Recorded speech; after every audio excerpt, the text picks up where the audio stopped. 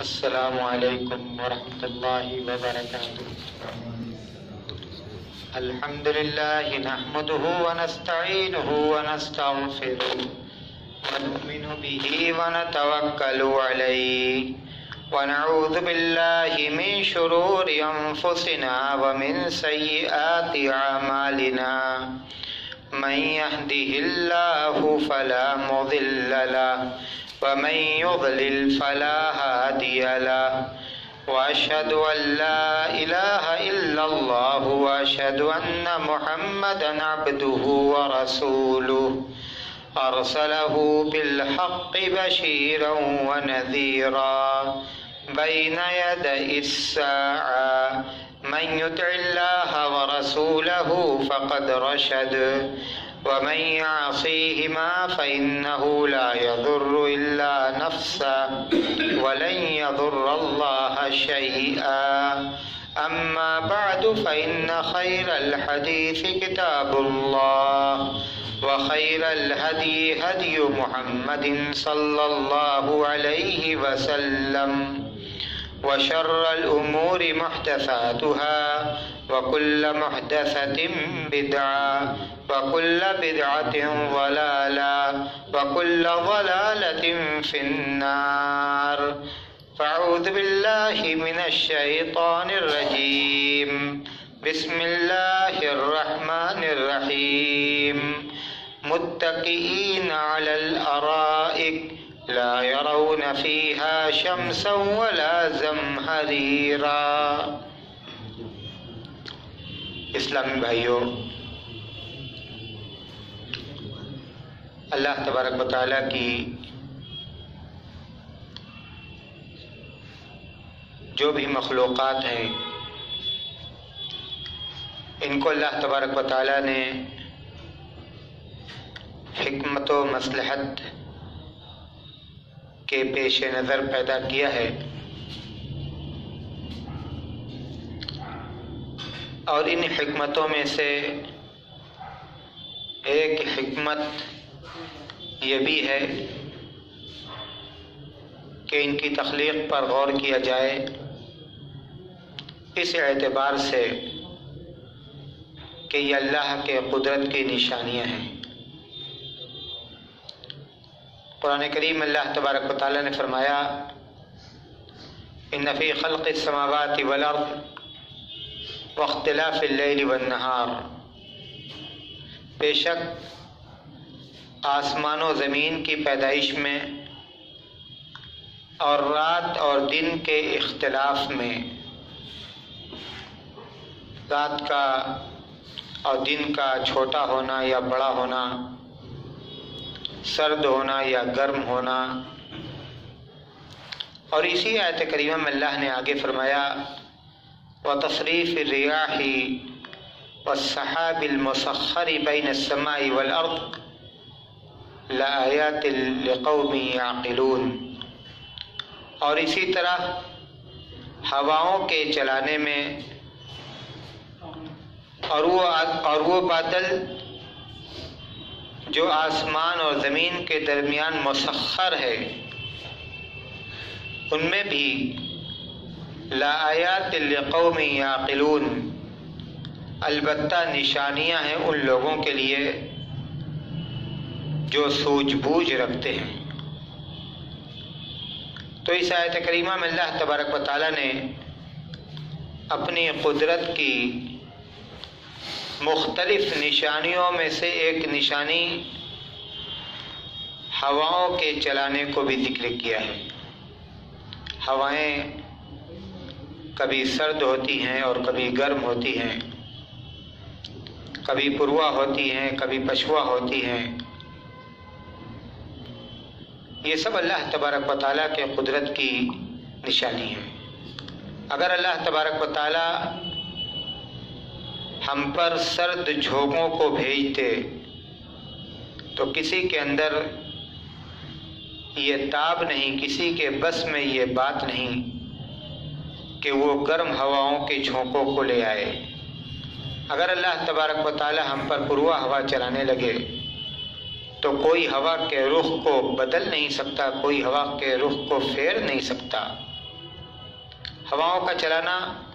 ہوائیں سرد ہوں، ہوائیں گرم ہوں، ہوائیں پروا ہوں، ہوائیں پچھواں ہوں، ان کے بھی مقاصد ہیں اور ان کے بھی فوائد ہیں۔ یہ موسم کی تبدیلی اپنے اندر بڑی حکمتوں کو اور بڑے فائدوں کو لیے ہوتی ہے، اور یہ سب اللہ تبارک و تعالیٰ کی مخلوق ہیں، اللہ کے قدرت کی نشانیاں ہیں۔ اس لیے اگر عارضی طور پر، وقتی طور پر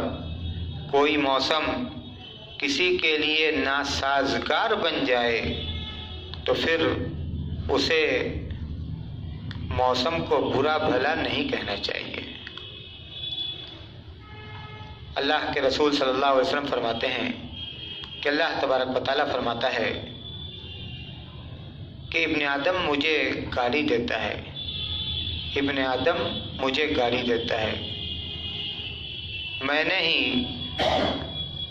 اس طرح پر، اس شکل میں، اس صورت میں کہ وہ زمانے کو گالی دیتا ہے، جبکہ زمانہ میں ہی ہوں، میں نے ہی زمانے کو پیدا کیا، اور میں ہی رات اور دن کو لاتا ہوں، لے جاتا ہوں، الٹتا ہوں، پلٹتا ہوں۔ تو یہ سب اللہ تبارک و تعالیٰ کی مخلوقات ہیں۔ سردی کا موسم جس کا آغاز ہوا، اس موقع پر ہمیں یہ دیکھنا چاہیے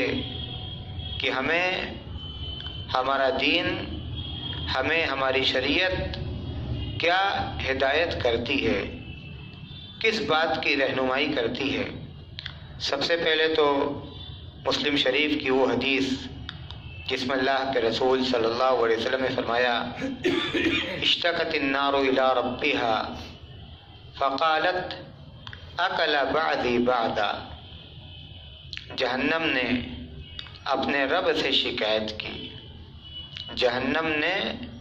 اپنے رب سے شکایت کی، اس نے کہا کہ میرا ایک حصہ دوسرے حصے کو کھائے جا رہا ہے۔ فَأَذِنَ لَهَا بِنَفَسَيْن، اللہ کے رسول صلی اللہ علیہ وسلم فرماتے ہیں کہ اس کو سال میں 2 مرتبہ سانس لینے کی اجازت دی گئی۔ فَأَشَدُّ مَا تَجِدُونَ مِنَ الْحَرِّ وَأَشَدُّ مَا تَجِدُونَ مِنْ زَمْهَرِيرٍ، اللہ کے رسول صلی اللہ علیہ وسلم فرماتے ہیں جو سخت ترین گرمی تم محسوس کرتے ہو یہ جہنم کے سانس لینے کی وجہ سے ہے، اور جس سخت ترین جاڑے کا تم سامنا کرتے ہو یہ بھی جہنم کے سانس لینے کی وجہ سے ہے۔ جہنم کے سانس لینے کی وجہ سے سخت ترین گرمی آتی ہے، اور جہنم کے سانس لینے کی وجہ سے سخت ترین جاڑا آتا ہے۔ اس کا مطلب یہ ہے کہ جہنم میں جس طرح سے گرمی کی صورت میں عذاب دیا جائے گا، اسی طرح سے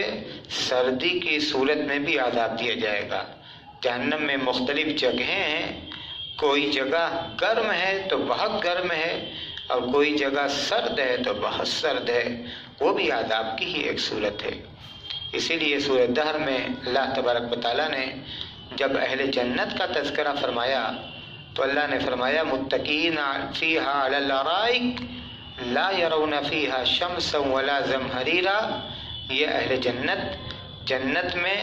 اپنے مسندوں پر آرام سے ہوں گے۔ لا یرون فیہا شمسا ولا زمہریرا، نہ تو وہاں ان کو دھوپ کا سامنا کرنا پڑے گا اور نہ ہی وہاں ان کو جاڑا کاٹے گا۔ مطلب یہ ہے کہ جنتی جب جنت میں ہوں گے، نعمتوں میں ہوں گے، تو وہ دھوپ کی تکلیف سے بھی بچیں گے اور ٹھنڈک اور جاڑے کی تکلیف سے بھی بچیں گے۔ اللہ تبارک و تعالیٰ ان کو دونوں سے محفوظ رکھے گا۔ تو اس موسم میں ایک مسلمان جس کے دل میں اللہ کا ڈر ہے، اللہ کا خوف ہے، جب وہ اس طرح کے موسم کو دیکھتا ہے، اس طرح کے موسم کو پاتا ہے، تو پھر وہ جہنم اور جہنم کے عذاب کو یاد کرتا ہے کہ جہنم کے عذاب کی ایک صورت جاڑے کی بھی شکل میں ہے، سخت ترین جاڑے کی بھی شکل میں ہے، اس لیے وہ جہنم کے عذاب سے پناہ چاہتا ہے، پناہ مانگتا ہے، اور پھر اس کے ساتھ ساتھ صرف پناہ ہی نہیں بلکہ وہ ایسے کاموں سے بچتا ہے جو کام اس کو جہنم میں لے جانے والے ہیں، اور اللہ تبارک و تعالیٰ کی مرضی کے کاموں کو کرتا ہے۔ اسی کے ساتھ ساتھ اللہ کے رسول صلی اللہ علیہ وسلم نے جاڑے کے تعلق سے ایک بہت اچھی بات کہی۔ آپ نے فرمایا کہ الغنیمۃ الباردہ الصوم فی الشتاء۔ آپ نے فرمایا کہ سرد مال غنیمت جاڑے کے دنوں کا روزہ ہے۔ جاڑے کے دنوں کے روزہ کو سرد مال غنیمت کہا گیا، اس لیے کہ جاڑے کے دنوں میں دن چھوٹا ہوتا ہے اور چھوٹا ہونے کے ساتھ ساتھ سرد بھی ہوتا ہے، اس لیے ان دنوں میں روزہ رکھنا بہت آسان ہوتا ہے گرمی کے دنوں کے مقابلے میں۔ اس لیے اللہ کے رسول صلی اللہ علیہ وسلم نے یہ فرما کر، یہ کہہ کر کہ الغنیمۃ الباردہ الصوم فی الشتاء، کہ جاڑے کے دنوں کا روزہ یہ سرد مال غنیمت ہے، یہ کہہ کر گویا آپ نے اپنے امتیوں کو اس بات کی ترغیب دی، اپنے امتیوں کو اس بات کی ترغیب دی کہ وہ جاڑے کے موسم سے اس اعتبار سے اور اس حیثیت سے بھی فائدہ اٹھائیں کہ جاڑے کے موسم میں زیادہ سے زیادہ نفل روزوں کو رکھیں۔ اللہ کے رسول صلی اللہ علیہ وسلم کی اس طرح کی جو حدیثیں ہیں،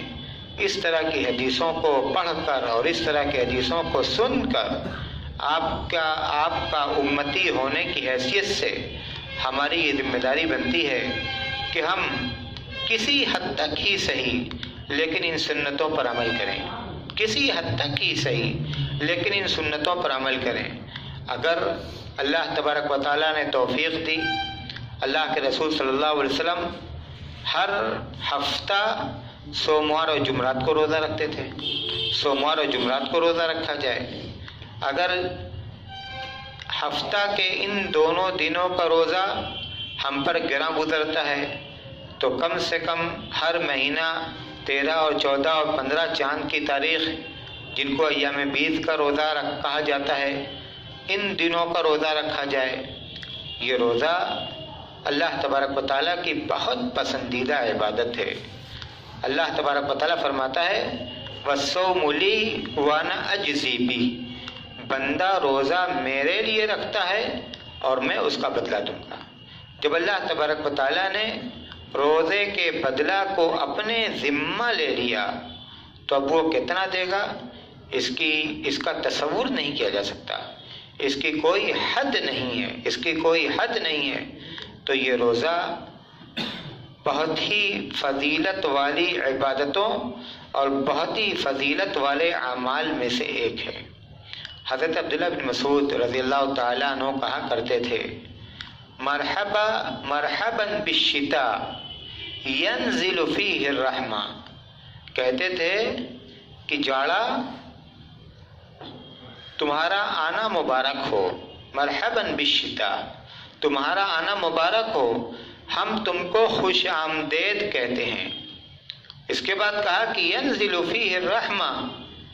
یہ ایسا موسم ہے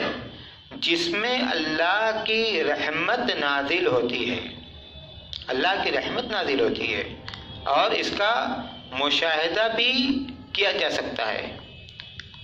عام طور پر آپ دیکھیں کہ جاڑے کے موسم میں پیداوار میں اضافہ ہو جاتا ہے، کھانے پینے کی چیزیں سستی ہو جاتی ہیں، اور اسی طرح عام طور پر کاروبار اور معیشت، روزی کمانا بھی دن چھوٹا ہونے کے باوجود آسان ہوتا ہے بنسبت گرمی کے دنوں کے۔ تو یہ صحابی نے اپنا تجربہ بیان کیا کہ خوش آمدید ہے جاڑا، ینزل فیہ الرحمہ، تم آتے ہو تو تمہارے ساتھ رحمت آتی ہے، رحمتیں نازل ہوتی ہیں۔ اور اس کے بعد آگے اسی اثر کے اندر انہوں نے کہا یطول فیہ اللیل، اور اس جاڑے کے موسم میں رات لمبی ہوتی ہے،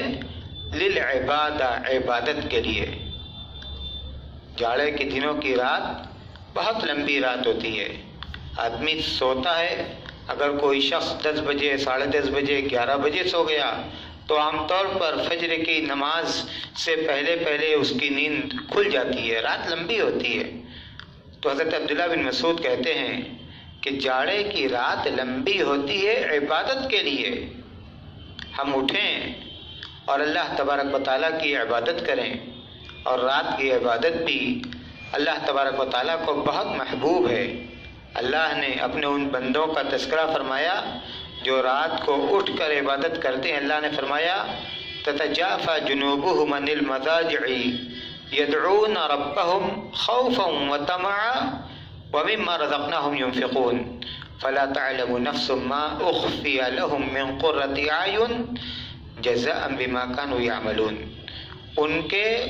پہلو ان کے بستروں سے الگ رہتے ہیں، مطلب یہ ہے کہ رات کو وہ اپنے بستروں پر نہیں رہتے۔ تتجافى جنوبهم عن المضاجع يدعون ربهم خوفا وطمعا، وہ اپنے رب کو پکارتے ہیں اس کے ثواب کی امید اور اس کے عذاب سے ڈرتے ہوئے۔ ومما رزقناهم ينفقون، اور ان کا ایک عمل یہ بھی ہے کہ وہ اللہ کے راستے میں خرچ کرتے ہیں۔ فلا تعلم نفس ما اخفی لهم من قرۃ اعین، کوئی نہیں جانتا جو اللہ تبارک و تعالیٰ نے ان کے لیے آنکھ کی ٹھنڈک چھپا کر رکھی ہے۔ چھپ کر عبادت کرتے ہیں تو اللہ نے ان کے ثواب کو بھی اپنے پاس چھپا لیا ہے، اور وہ ثواب قیامت کے دن ان کو دیا جائے گا۔ اللہ نے ثواب کا ذکر نہیں کیا، اللہ نے ثواب کا ذکر نہیں کیا، اللہ نے کہا کہ چھپ کر عبادت کرتے ہیں تو ان کا ثواب بھی ان کے رب کے پاس چھپا ہوا ہے۔ کتنا ثواب دے گا، کتنا بدلہ دے گا، یہ تو دینے والا ہی جانتا ہے۔ فلا تعلم نفس ما اخفی لهم من قرۃ اعین جزاء بما كانوا يعملون، یہ بدلہ ہوگا ان کے ان اعمال کا جو دنیا کے اندر اللہ کی رضا کے لیے وہ کیا کرتے تھے، اللہ کی رضا کے لیے وہ کیا کرتے تھے۔ اللہ کے رسول صلی اللہ علیہ وسلم نے فرمایا افضل الصلاۃ بعد الفریضہ صلاۃ اللیل، فرض نمازوں کے بعد سب سے افضل نماز یہ رات کی نمازیں ہیں۔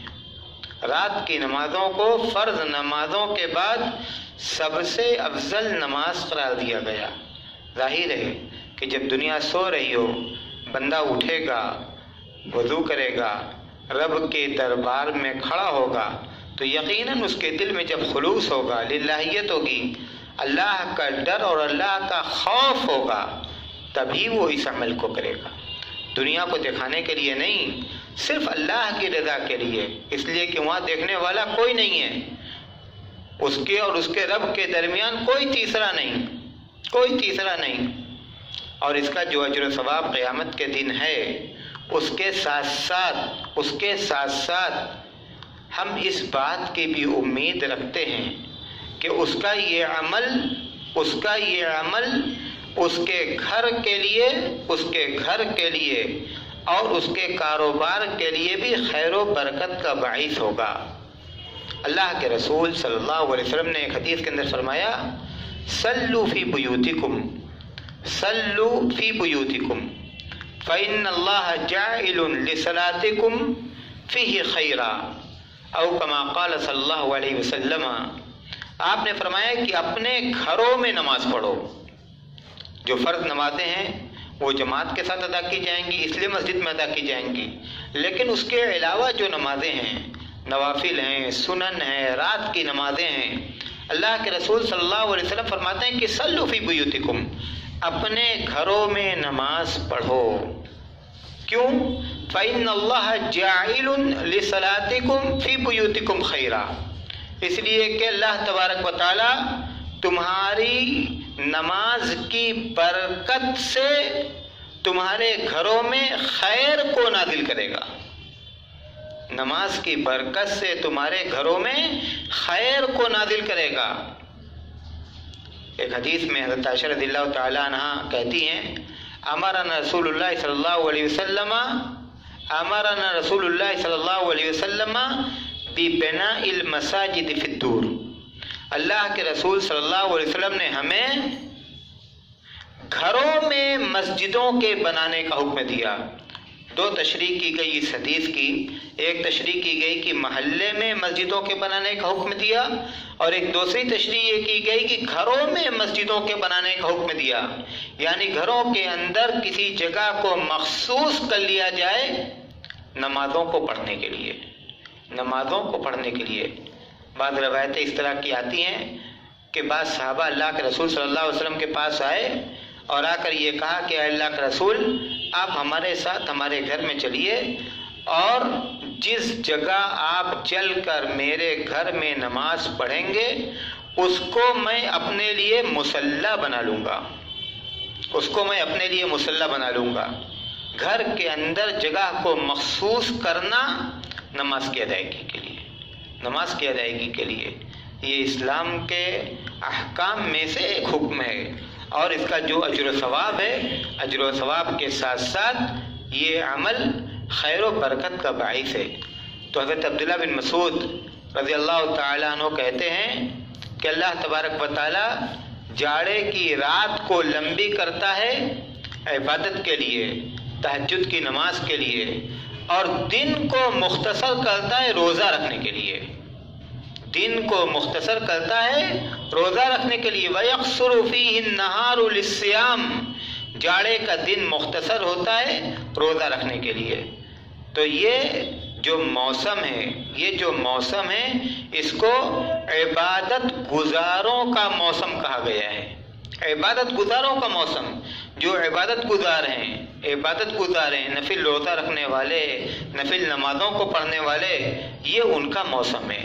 تو جب اللہ تبارک و تعالیٰ نے ہمیں یہ موقع دیا ہے تو ہمیں اس موقع سے فائدہ اٹھانا چاہیے،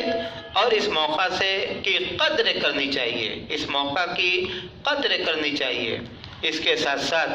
ایک اور حدیث کی مختصر تشریح کر کے میں آج کا درس ختم کرتا ہوں۔ جاڑے کے دنوں میں عام طور پر پانی ٹھنڈا ہوتا ہے، اور پانی ٹھنڈا ہونے کی وجہ سے وضو کرنے میں لوگوں کو کبھی ہچکچاہٹ ہوتی ہے، کبھی لوگ گرم کپڑا پہنے رہتے ہیں تو پوری طرح سے آستین اوپر نہیں کرتے، اور وضو کرنے میں یہ کوہنی جو بھیگی ہونی چاہیے، یہاں تک پانی پہنچنا چاہیے، وہاں تک پانی نہیں پہنچتا۔ یہ کوتاہی اور یہ تقصیر کبھی کبھی انجانے میں ہو جاتی ہے، اور اس بات کا بہت خیال رکھنا چاہیے۔ اللہ کے رسول صلی اللہ علیہ وسلم نے فرمایا کہ الا اخبرکم بما یمحو اللہ بہن الخطایا۔ مسلم شریف کی روایت ہے، آپ نے صحابہ سے کہا کہ کیا میں تم لوگوں کو ایسے اعمال نہ بتلا دوں جن اعمال سے اللہ تبارک و تعالیٰ تمہارے گناہوں کو معاف کرے گا، تمہارے گناہوں کو بخش دے گا؟ صحابہ نے کہا کہ کیوں نہیں ہے اللہ کے رسول؟ آپ نے فرمایا اسباغ الوضوء علی المکارہ، مشقت کے باوجود وضو کو مکمل کرنا، مشقت کے باوجود، تکلیف کے باوجود وضو کو مکمل کرنا۔ تو جاڑے کے دنوں میں جب نماز پڑھنے کے لیے ہم وضو کرنے بیٹھیں تو ہمیں اس بات کا خیال ہونا چاہیے کہ ہمارا وضو مکمل رہے، پورا چہرہ بھیگنا، پورا ہاتھ کوہنی سمیت اس کو دھلنا، یہ ضروری ہے، یہ ضروری ہے۔ اس لیے کہ اگر جن حصوں کو وضو میں دھلنا ضروری ہے، اگر ہم نے ان میں سے کسی حصہ کے دھلنے میں کوتاہی کی، جہاں تک پانی پہنچنا چاہیے وہاں تک پانی اگر نہیں پہنچا تو اس سے ہمارا وضو درست نہیں ہوگا، اور جب وضو درست نہیں ہوگا تو نماز درست نہیں ہوگی۔ اس سے ہم اس بات کی اہمیت کا اندازہ لگا سکتے ہیں کہ جاڑے کے دنوں میں اگر لاپرواہی کی جاتی ہے تو یہ لاپرواہی نہیں کرنی چاہیے۔ اللہ کے رسول صلی اللہ علیہ وسلم نے فرمایا ویل للعقاب من النار، ویل للعقاب من النار، ایڑی والوں کے لیے آگ کا ویل ہے۔ ایڑی والوں کے لیے آگ کا ویل ہے مطلب یہ ہے کہ اگر کوئی شخص وضو کرتا ہے اور اس کی ایڑی خشک رہ جاتی ہے، وہاں تک پانی نہیں پہنچتا، تو پھر اس کو ڈرایا جا رہا ہے، اس کو دھمکی دی جا رہی ہے کہ کہیں ایسا نہ ہو کہ تمہاری اس غلطی کی وجہ سے قیامت کے دن تمہاری ایڑی جہنم میں جلائی جائے۔ تو جو مسئلہ ایڑی کا ہے وہی مسئلہ کوہنی کا ہے،